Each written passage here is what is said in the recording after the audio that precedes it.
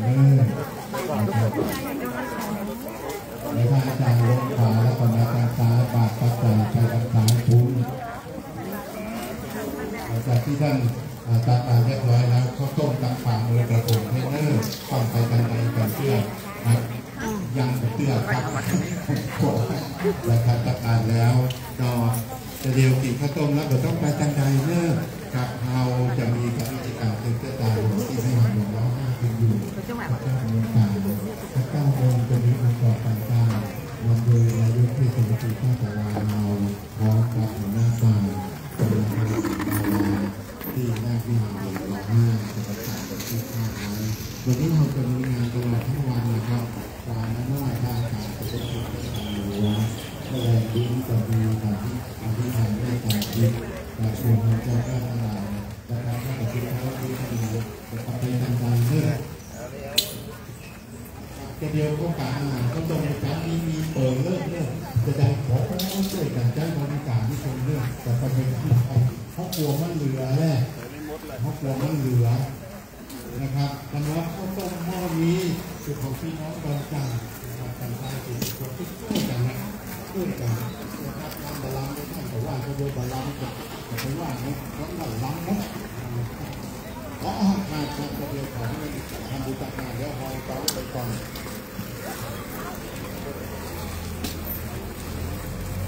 อาจารย์โยนต่างๆให้เจเนอร์ครับจะรอตั้งเหนือเพื่อยังไม่ได้ใส่เป็นอาจารย์นะครับพระตรงพระเจ้าหัวแถววนซ้ายนะครับก็รออยู่บนเทเนอร์วนซ้ายก็รออยู่บนเทนะครับ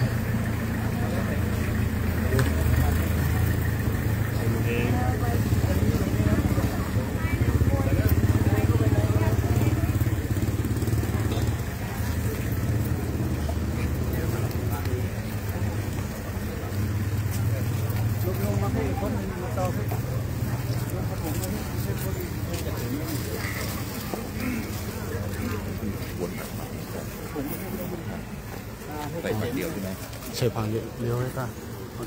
น่าจะวนมาอยู่ต้องวนอยู่แล้วอาจารย์วนกลับว่าต้องรู้เลยว่านี่บนแล้วปะเดี๋ยวเราต้องตกใจนะครับฝั่งที่ลูกต้องตกใจผมก็สองฝั่งมั้งสองฝั่งนี่เราจะนี่เลยใส่นี่เลยนี่ว้าวซ้ายมือตรงนี้นี่คุณมองนะที่คุณจะพูดเป็นวิธี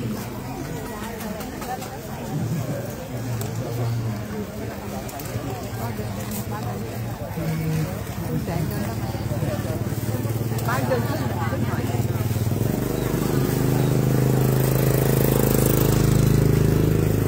แสงเดินขึ้นหน่อยยิ้มหน่อยยิ้มหน่อย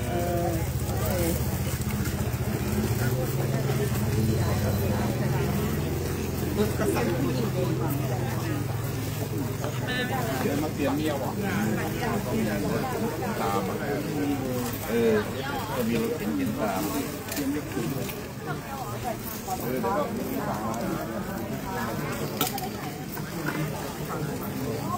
สบายดีสบายเนาะ40 ปีเดือน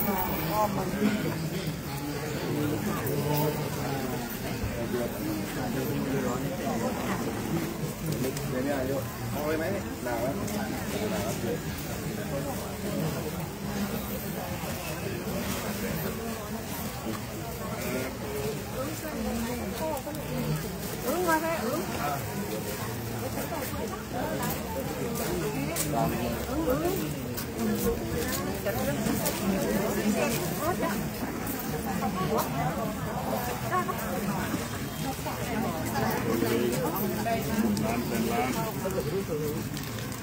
ฝั่ง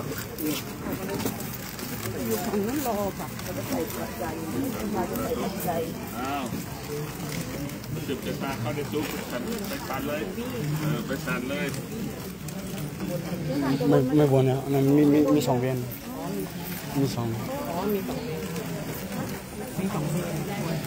ถ้าอยากถวายก็ถวาย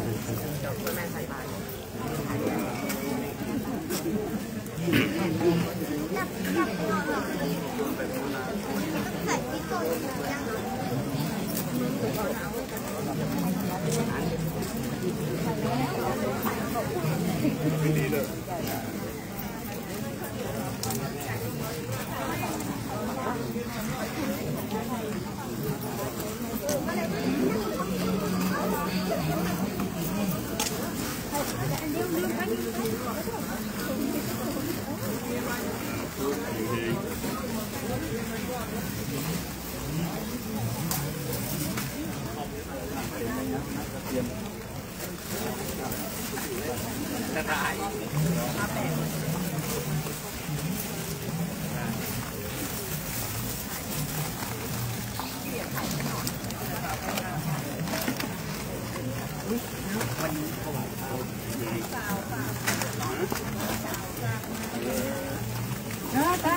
ปัจจัยหล่นปัจจัยหล่นจ้ะ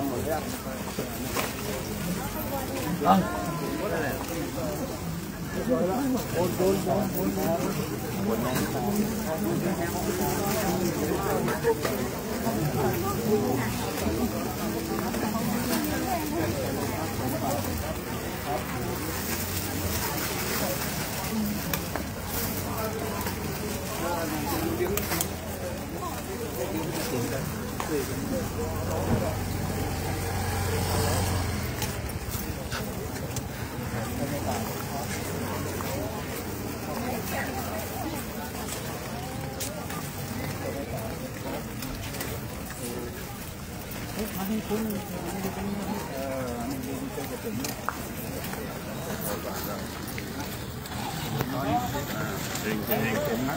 อง